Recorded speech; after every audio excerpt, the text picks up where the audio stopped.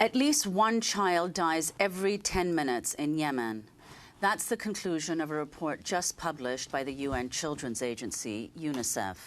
The report also found that there has been a 200% increase since 2014 in children suffering from severe acute malnutrition, with almost 500,000 affected. Nearly 2.2 million children are in need of urgent care. This comes as the country's health system is on the verge of collapse, in part due to the ongoing US-backed Saudi bombing of Yemen. Since the bombing began in March 2015, more than 10,000 people have died and 3 million have been displaced in the conflict. Saudi Arabia launched its offensive to target Houthi rebels loyal to the former president, Ali Abdul Saleh. Saudi Arabia and the United States accuse Iran of supplying weapons to the Houthis. The U.S. has been a major backer of Saudi Arabia's bombing campaign. In 2015 alone, the United States approved more than $20 billion in military sales to Saudi Arabia. U.S.-made munitions have repeatedly been found at the scene of Saudi-led bombings where civilians have been killed. Facing mounting pressure from human rights groups, the Obama administration announced earlier this week that the U.S. would halt the sale of some weapons to Saudi Arabia. White House Press Secretary Josh Earnest spoke about Yemen on Tuesday. Long expressed some pretty significant concerns about the high rate of civilian casualties in Yemen. And many of those casualties have been as a result of operations carried out by the Saudi-led coalition in the region.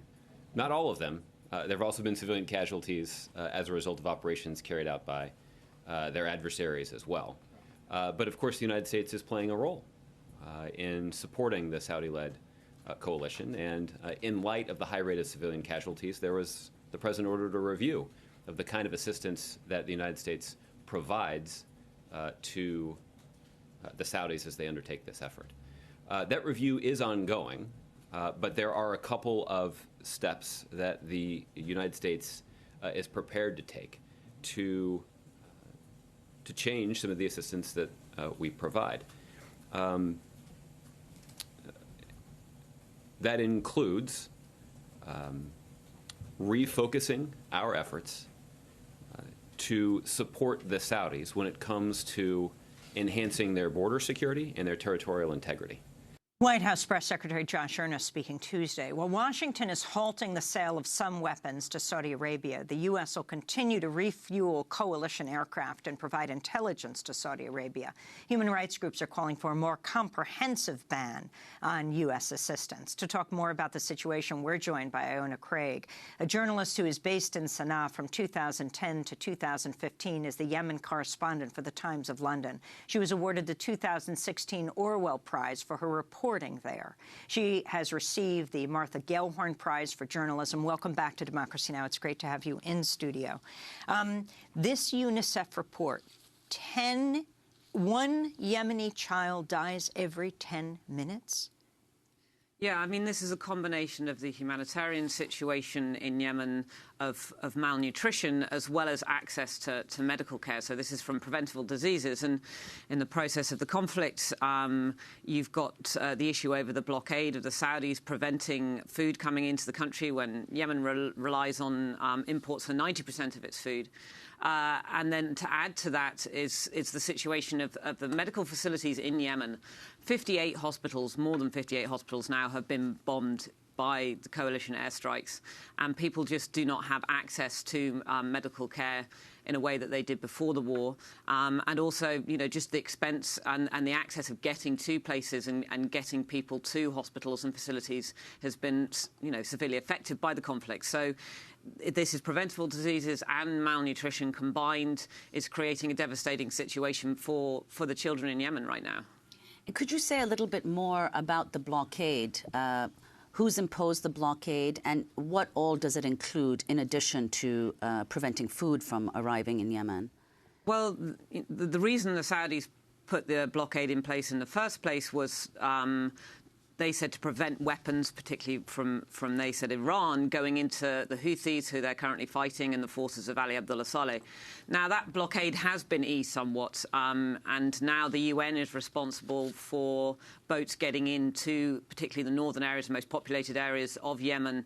But the problem was, on top of that, even once those boats were being allowed in, the coalition then bombed the port of Hodeidah, which they hit directly the cranes that are needed to offload food into the port. So it now takes a huge amount of time to get the food offloaded, and it means only specific boats with their own cranes on board can get that food off.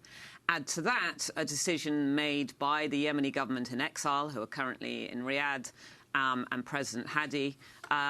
They made a decision to move the central bank of Yemen, that had tried to remain neutral through the conflict, which had been obviously in the capital Sana'a, which was under Houthi control. He took a unilateral decision in September then to move the central bank to Yemen without any planning whatsoever. And the central bank is crucial to underwriting the import of food into the country by private companies, and it means they're not able to do that now. So you're looking at the prospect of basically wheat supplies running out at the end of January without any imports being able to come in. So in the next few weeks and certainly months, it doesn't look like the central bank is going to be able to get this system up and running until probably the spring, March, April time at best. It basically freezes the ability of private companies then to be importing food into Yemen. So the situation is only going to get worse now in the next 3 months. The U.S. military weapons are still coming in, though. Is that right? First of all, why did it take the U.S. to this long to stop supplying Saudi Arabia? But explain what it's supplying and what it's not and how it's getting it through other countries. Well, of course, that is a crucial question. Why did it take this long? You know, there was data out in the middle of last year saying that 60% of the casualties were being caused by Saudi-led coalition airstrikes. I think it all came to a head really at the beginning of October when there was a very high-profile strike in the middle of Sana'a that hit a funeral and killed over 140 civilians in a double-tap strike. So that was first responders being killed as well in a second strike after the initial attack. What happened there? This was a funeral in the middle of Sana'a. There were a lot of Houthi dignitaries there and senior figures within the Houthis and Saleh officials. And they had gathered in more than 1,000 people in one building. But amongst those Houthi officials, of course, were hundreds of civilians. And that building was bombed twice. And I think that's what brought everything to a head, and concerns, I think, probably from the US government then that they were going to be complicit in war crimes. And there was, you know, mounting evidence of war crimes, and certainly I'd seen it myself on the ground of civilian targets being repeatedly hit. And so the US now taken this decision to stop or suspend, anyway, the sale of precision-guided weapons. This doesn't mean that they will stop selling them to other members of the coalition as well, because this is a multinational coalition. You have the Emirates involved, the UAE as well.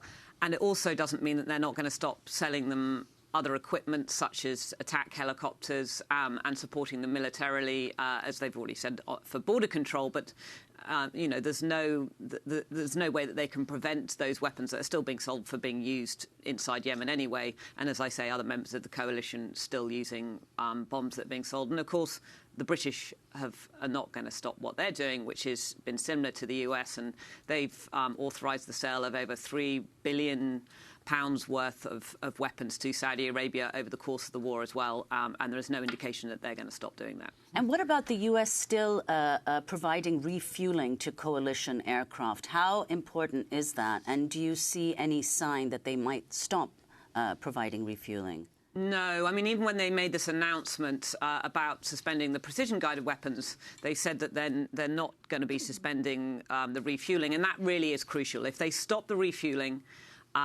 that would stop the bombing campaign literally tomorrow, because logistically the coalition would not be able to send their fighter jets in to carry out sorties without that help. And I think that's really the crucial part of it, and why people are pushing for more, because if the US government did want to stop the bombing campaign, they could do it straight away.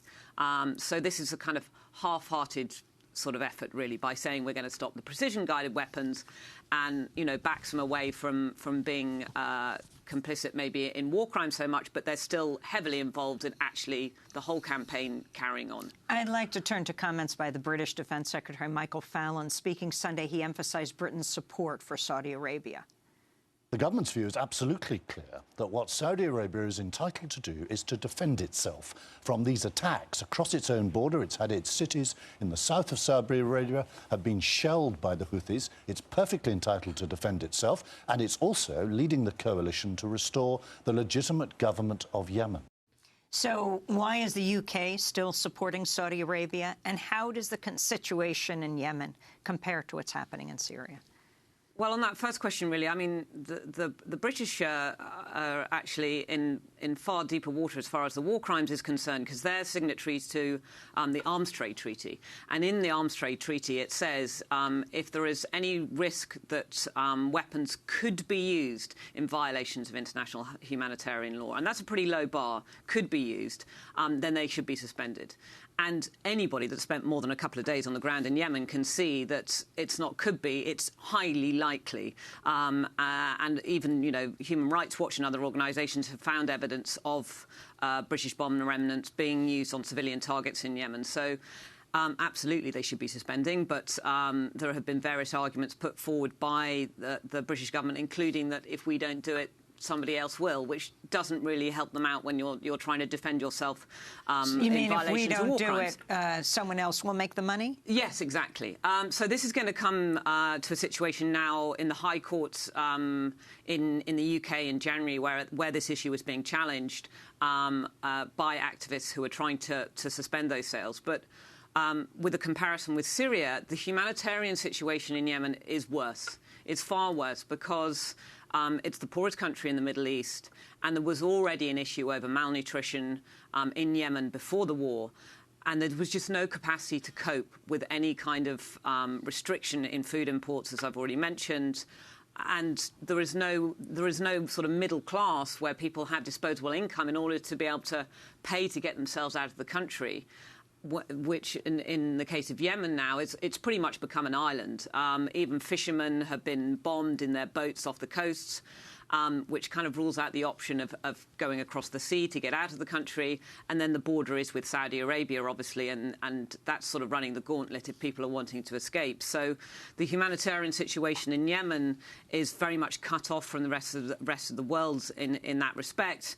And there was no capacity within the country of people being able to have a coping mechanism to deal with that. And even the impact of the Arab Spring we saw after the revolution in Yemen in 2011, the situation got bad, and that was just a year of political unrest. And now you're talking about 2 years of war, a restriction on imports, and that's why you've got, 18.8 million people now in need of some form of humanitarian aid, which is far worse than the figures that are coming out of Syria. Well, can you say a little bit about, you've suggested that there's no resolution to the conflict in Yemen without also addressing other conflicts in the Middle East, in Iraq and in Syria, and also whether, as some claim, Yemen has now basically become a proxy war between Iran and Saudi Arabia.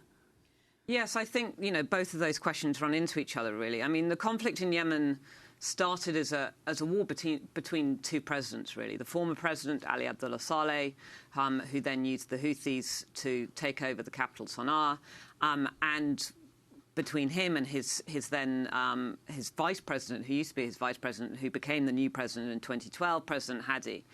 Then, of course, once the Saudis got involved, because they see the Houthis as an ally to Iran and a proxy for Iran, really, it then fed into the regional power struggle, really, between Saudi Arabia and Iran. And so without those parties being involved, obviously Saudi Arabia as well, in the resolution, there is no way of getting to the intricate details of what needs to be broken down into a political solution for Yemen without removing those other parties, those regional parties that are involved in the conflict as well. So that's why if the Saudis are no longer involved in the military campaign in Yemen, it does actually make a resolution to the conflict in Yemen more possible and perhaps easier, because then you're dealing with local political dynamics rather than having to deal with regional ones. And what about Iran, though? Well, you know, the claims over Iranian involvement in Yemen for many years have been really hard to find evidence of on the ground in Yemen, and I think it's very much overblown. There's a huge amount of paranoia in Riyadh about this. Certainly the Houthis are politically aligned to Iran, but there isn't the kind of involvement that you see, you know, in Syria and places. There are not Iranian forces on the ground in Yemen. There has been more recent evidence, again, in the last few weeks of a trail of the weapons perhaps coming from Iran and serial numbers popping up on the ground then in the ground war. But actually, you know, there are probably as many American weapons involved in the Houthis' hands because much of the military remained loyal to Ali Abdullah Saleh, and of course the Americans have been providing military support to Ali Abdullah Saleh for many years before the war even started. As we begin to wrap up, I want to read a part of a 2015 Washington Post article, in part about General James Mattis. That's the man tapped by Donald Trump to be the next Secretary of Defense. The Washington Post reports, quote, Mattis lobbied for more interdictions of ships and planes carrying Iranian arms to battlefields such as Yemen and Syria. And Mattis pressed for more covert actions to capture or kill Iranian operatives.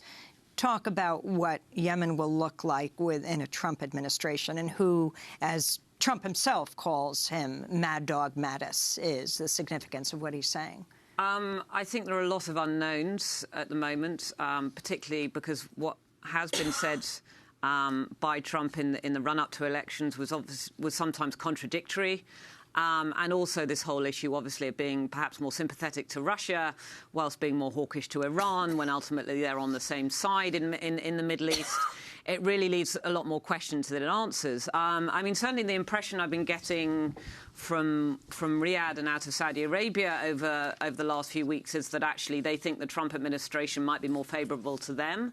And, of course, this means now we're kind of in a dead time now between now and inauguration at the end of January where everybody kind of waits to see what happens. And that means that, you know, political negotiations that had already slowed down despite, you know, efforts by John Kerry are now completely frozen because everybody's waiting to see. So that means one child every 10 minutes continues to die in Yemen.